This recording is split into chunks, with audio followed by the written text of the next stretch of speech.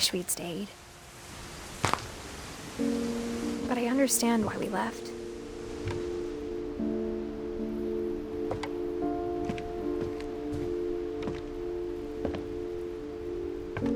My mom ended up leaving everything behind.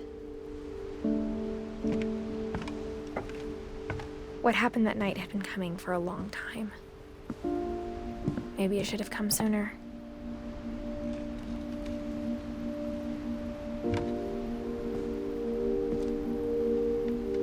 But it had to end one way or another. All that's left now is to tell you about that last night.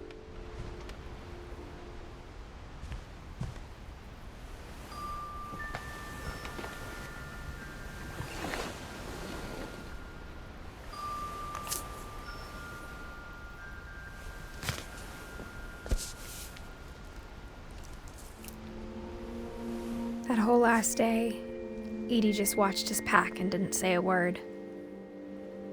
Until supper, when she raised her glass and said, "To our final night together, and all our final nights apart." Grandma, you know what I said about alcohol.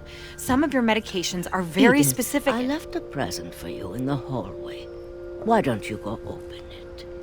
The grown-ups have to argue now. I'm sorry, you're right. We're all leaving tomorrow. Let's just enjoy our last... I'm not leaving. Edith, you're excused.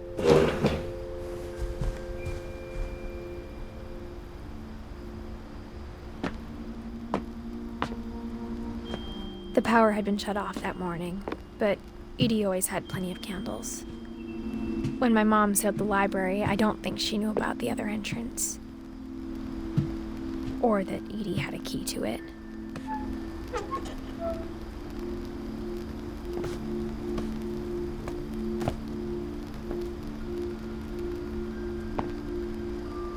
That thing you're afraid of isn't going to end when you leave the house.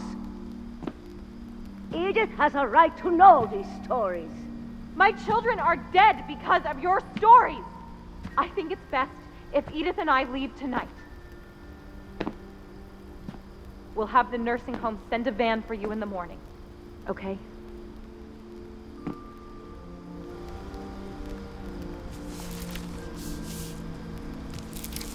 Dear Edith, there's so many stories I wish I could tell you, but there's only time for one. This is about what happened on the night you were born. That night, the tide went way, way out. It was the first and last time I ever saw the old house aground.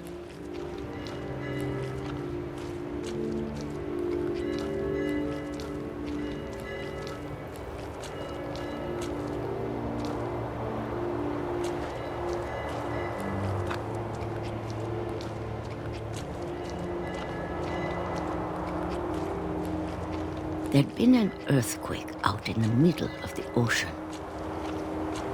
They called it the lowest tide in 1,000 years. God, it smelled awful. You know, I've seen that house every day of my life.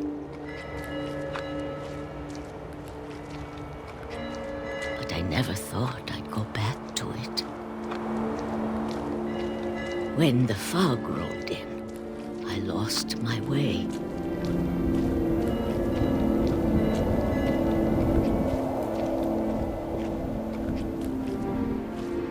I got turned around.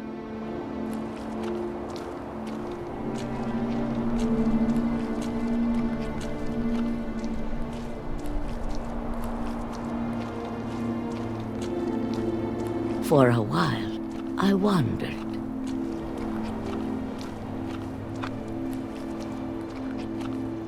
I started seeing things.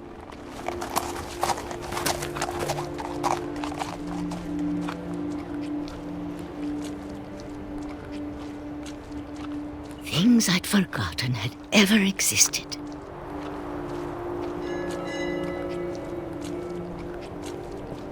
But when I saw them, they felt like old friends. That night, a lot of things came back to me. Or maybe I came back to them.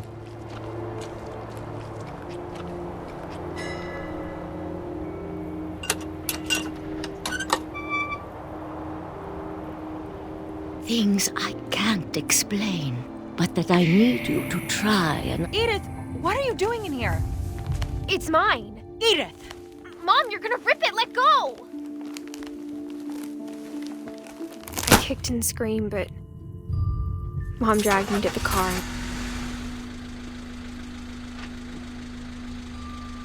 I never saw Great-Grandma Edie again.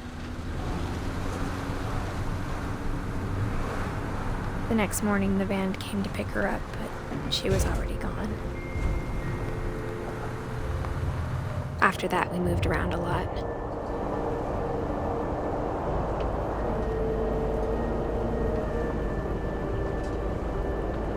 We both tried to make the best of it.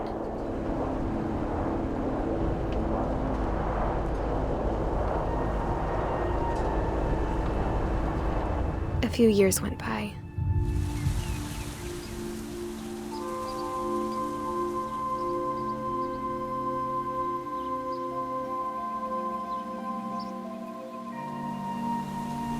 My mom didn't like to talk about it, but she started getting sick a lot.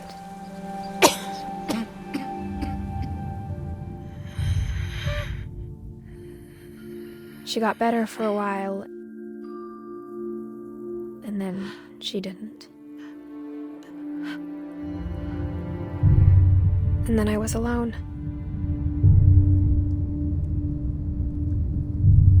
The last Finch left alive.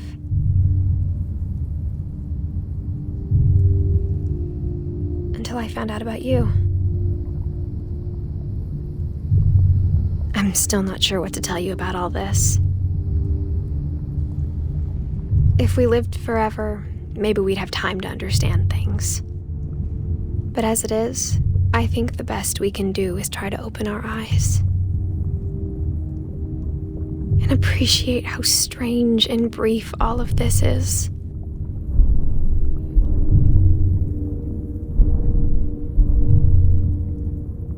This journal was supposed to be for you, but now I hope you'll never see it. I just want to meet you and tell you all these stories myself. But I guess if you're reading this now, things didn't work out that way.